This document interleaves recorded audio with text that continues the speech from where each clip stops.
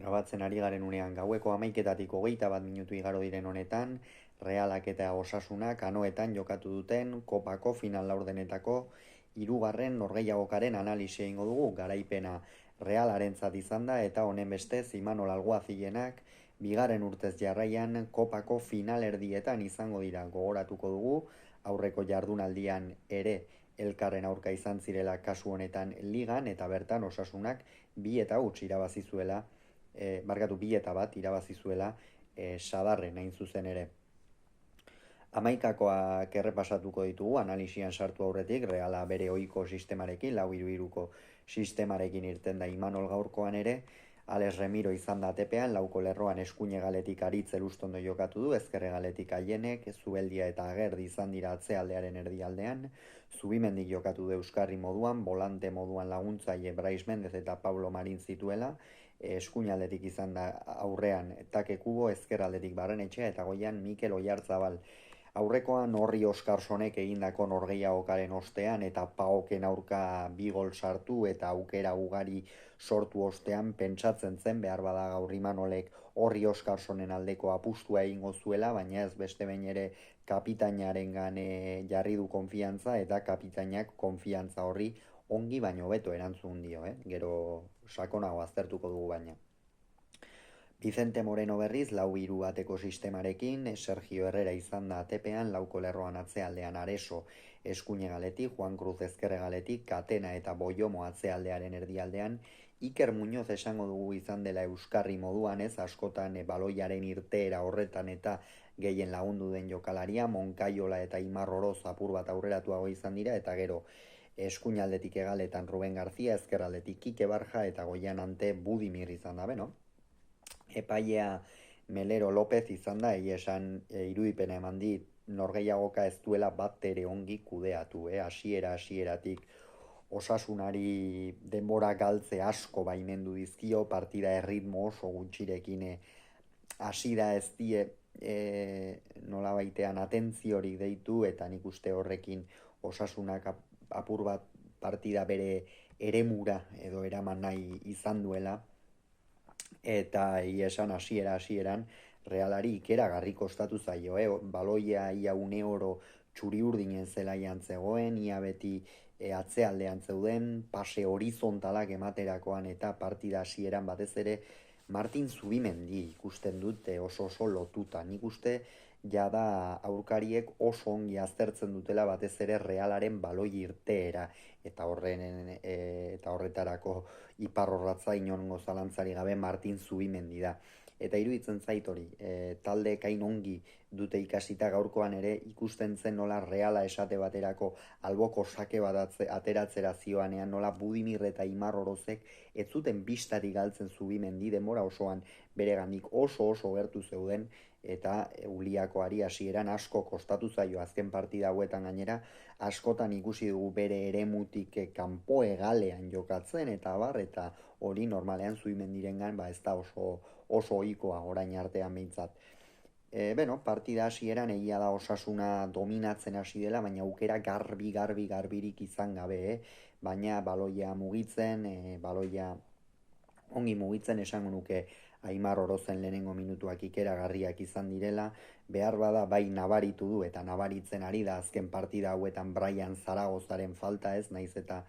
Kike Barja kalitatezko jokalaria den, ez dauka Brian Zaragozak daukan desberdintasunak markatzeko gaitasun hori, abiadura hori, baloia arean erraz jartzeko gaitasun hori, eta hori falta mota du, eta gero aurrean Budimirrek egia esan hasieran ez ditu baloi asko izan, oso ongi, Zubeldia eta Ager, esango nuke aurrekoan jada apur bat egindako akats horiek edo Imanolek gaurko ongi zuzendu dituela, horietako bat Budimir une oro kontrolpean edukitzea zen, bagenekien zenolako arriskua zuen, are azkanpo baloia hartzen duenean ere, gero alde batera eta bestera mugitzeko gaitasun handia duen jokalaria da, eta alde horretatik Reala ongi egon da, eta bere unea itxaroten edo ikusi dugu Reala Osasuna dominatzen, baina 21. minutuan Mikel Oyarzabalek hegaletik baloia gidatu du, area barruan sartu, Ander Barrenetxeari eman dio, Barrenetxeak sekulako errekortea egin dio uste dut katenari, eta ezkerrez Donostiarrak 21. minutuan bat eta utsekoa sartu. Zeinen gol garrantzitsua izan den hau, batez ere oso momentu kritikoan baitzen Reala, Osasuna ari zen ia une oro partida dominatzen, eta Realak esango dugu, urduritasun hori sartzeko, edo Realari urduritasun hori sartzeko beldur handia bazegoela, iruditzen zait talde txuri urdinean, baina gol honek beste autoestimu bat eman die, hortikan aurrera ere golaren ostean presioan jarraitu du Realak, bigarren golaren bila takeku oso ongi beste behin ere, egia esan Realak une honetan duen jokalaririk onena eta desberdintasun gehiena markatzen dituena takeku da inolako zalantzari gabe, baina gaurkoan nik Mikel Oyarzabalen figura aztertu nahiko nuke. Azken finean, azken partidetan oso kritikatua izan da, jokoan parte hartze gutxi duela eta gaurkoan begira. Hain zuzen ere mundu guztiak Oskarson hasieratik espero zuenean, nik barne, onartu beharra daukat, jende guztiak Oskarson hasieratik espero zuenean nola Mikel Oyarzabalek galoi horiek hartu, kapitainaren galoi horiek hartu, eta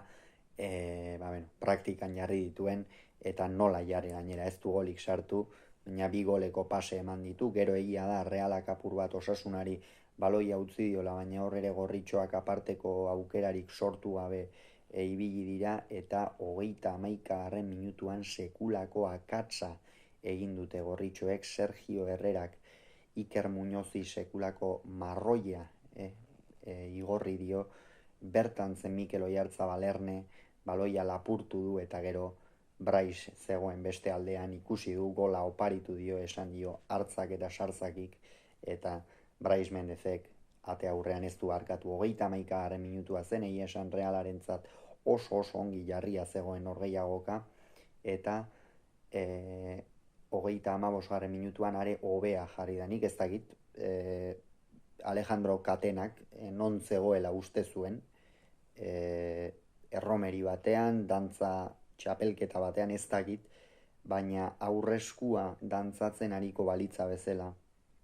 altxaduanka baloia goitik zetorrenean, eta Braisi buruan bete-betean eman dio, epaileak hasieran txartel horia atera dio, nik ez dakit nola hori hasiera-hasieratik, eta horregatik kritikatu dut gaurkoan Melero Lopezen lana, hasiera-hasieratik hori gorria atera behar da. Azkenerako barrera joan da, eta barrekoek esan diote Izak, hau gorria duk, eta bai, azkenerako atera diote, baina kosta zaio. Eta hor hortxe amaitu da norgehiagoka. Jada Osasuna 10ekin, gainera erdiko atzelaria, 37. minutuan errando atera du hain zuzen ere, atzealdean sendotasun hori edo mantentzeko, eta Kike Barja kendu du. Kike Barjaren norgehiagoka esan dugu. Aurrekoan esango nuke askoz ere hobeto aritu zela, askoz parte hartzaileago, gaurkoan behar bada Osasunak erditikan ere gehiago jokatu du,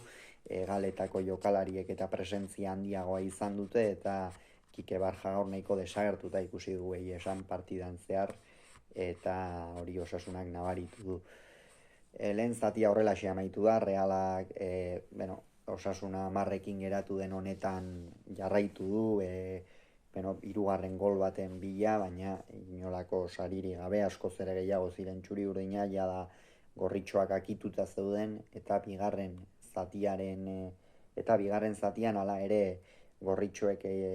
aukera garbiak ez, baina dominatu duten hor gehiagoka. Realak nik esango nuke apur bat baloia eman diola, eta kontraerasoetan jokatu duela. Erabaki arriskusua da, baina era berean erabaki zentzuduna, 10 aurka ari zara jokatzen, 2 eta huts irabazten, ez duzu zertan itxuan erasora joan behar, ez, beti ere apur bat indarrak ere erreserbatu, eta 55. minutura arte Imanolek ez ditu aldaketak egin, hain zuzen ere lehen 2 aldaketak Oyarzabal eta Barrenetxea izan dira. Mikel Oyarzabalek esan du gaurkoan askoz ere presentzia gehiago izan duela, baloi gehiago gidatu ditu, baloiarekin gehiago aritu da, eta hori Realak nabaritu du batez ere erasoak antolatzerako garaian, eta beste behin ere Ibartarrak erakutsi du ze jokalari garrantzitsua den. Eta Ander Barrenetxea,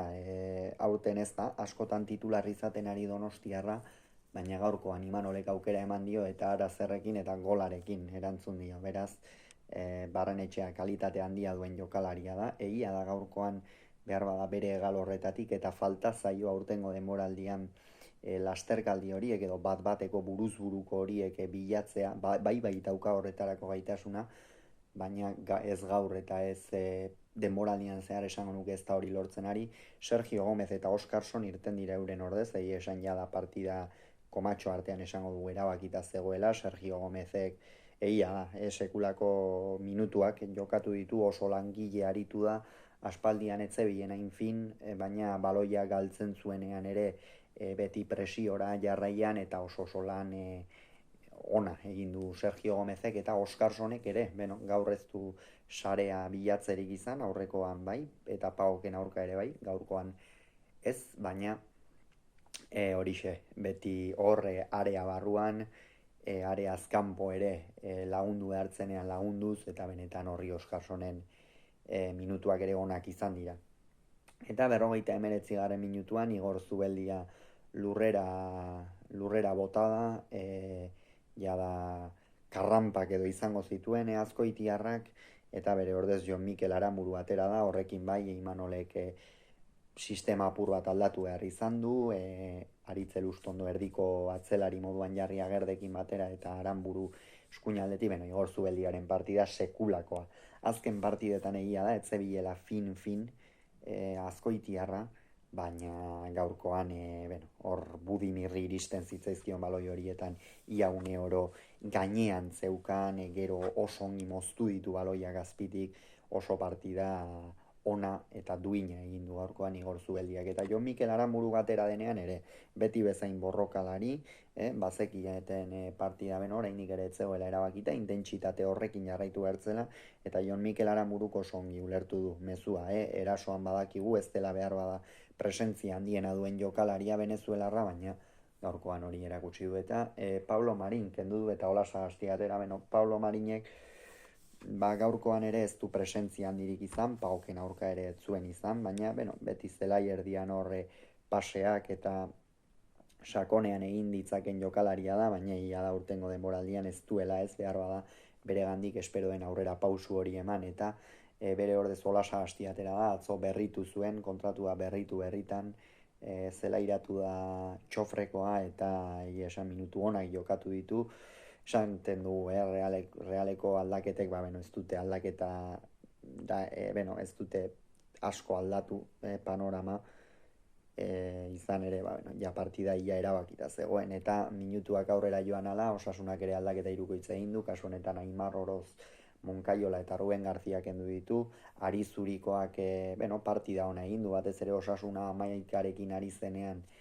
oso borrokalari ikusi dugu, presioan, erdialde horretatik arriskua sortuz, jaurtiketekin saiatuz, oso parte hartzaile, Monkaiola bera ere, zelai erdian esango nuke duelo guztiak irabazi dituztela, eta hori aipatzekoa izan ere behar bada Lukas Torro bezalako figura bat Osasunak ezpalin badauka pentsatzera eramaten gaitu zelai erdi horretan asko kostalekiekela jokatzea edo behintzat duelo horiek irabaztea, baina inondik inora ere gaur benetan Monkaiolak eta Iker Muñozek oso lan ona egin dute alde horretatik. Ruben García ere kendu du, kasu honetan Brian Zaragoza ateratzeko, eta Ibañez Torrok eta Zaragozak atera diren testu inguruan atera dira, azkenean ez dute zertarako aukerarik izan, Osasunak ezin zuen eraso garbi bat edo eraso arriskutsu bat sortu, eta horixe. Minutuak aurrera joan ala, jada Reala pixkanaka partida, geroz eta kontrolpean, geroz eta gehiago zuen kontrolpean partida Realak, egia esan hori garrantzitsua zen Imanolen entzat, baloia jada berriz ere hartu dute, eta 71. minutuan Budimir kendu du eta Raul García de Aro atera, Budimirren partida gaur esango nuke aurrekoa baino askoz ere hobeto kontrolatu duela Realeko atzealdeak, esan dugu akatsetatik ikasi dute eta gaurkoan Budimirrek ez ditu lehengoan izan zituen zulo horiek eduki. Eta minutuak aurrera joan ala, esan dugu Reala geroz eta gehiago dominatzen, take kubo eskuinalde horretatik oso fin, altzioenean lasterkaldiak eginaz, baina ia da Sergio Herreraren aterik bilatu gabe. 81. minutuan hain zuzen ere kubo atera du, Bekerra ateratzeko, eta beno, Xeraldo Bekerrek azken minutua jokatu ditu, esango nuke esan ongi jokatu dituela bere minutuak, baina take kuboka ze partida egin duen beste behin ere, ze garrantzitsua den kubo Realarentzat eta zenbat nabaritzen den kubok jokatzen ez duenean, esan eskuinalde horretatik oso momentu honean dago, esan nuke bere ibilbideko unerik onenean, eta hori Realak baliatu beharra dauka inongo zalantzari gabe. Eta hortxe 83 jada amaitu da norgehiagoka, honen bestez Reala bigarren urtez jarraian kopako finalerdia jokatuko ditu, ez ditu aurkari xamurrak izango, edo Atletico Madrid, Barcelona edo Real Madrid, beraz, oraindik ere zozketari begira geratuko gara, beraz esan beharreko, aurrengoan gehiago izango duzu, bitartean egon izan agur.